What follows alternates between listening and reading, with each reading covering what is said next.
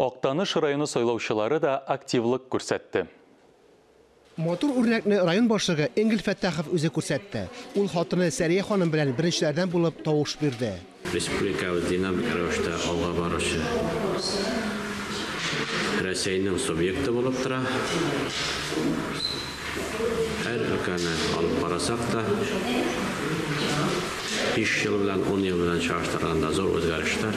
Әлбәттә бу көндәге җитәкчелекнең алып барган сәясәтенең җимеше дип әйтергә кирәк. Татарстан президентын сайлаудан тыш, җире советка да депутатлар сайланды. Октаныш районында 200 депутат мандаты өчен 321 кандидат көрәште. Халык сайлаган 200 депутат арасыннан 52се район советын формалаштыра. Гражданның позицияларын белгертәләр һәм инде республика һәм райондагы сәяси тормышта активлыкларын күрсәтәләр. Октаныш районында 22 меңнән артык кеше сайлау хокукына ия.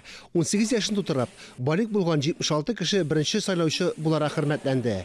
2 яңа өлгергән сайлаучы 13 сентябрь төп сайлау көнендә туган көнен кашылады. Безнең участокта быел 6 яшь сайлаучыбыз бар. Беренче тапкыр сайлый торган, аларга инде безнең бүләкләр каралган, моментиклар бүләк итәбез. Шунлыкта да кеше килә, тавыш бирә, сайлыйлар, сорыйлар, үзләренең фикерләрен әйтәләр.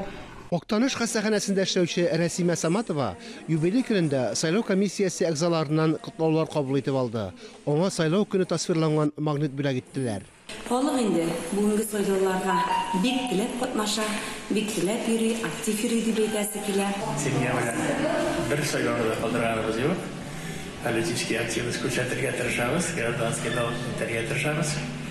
Октаныш районындагы 46 сайлау участогында да санитар-эпидемиологик нормалар тулысынча үтәлде. 71% таякын сайлаучы безнең халыктан сайлап куйдылар.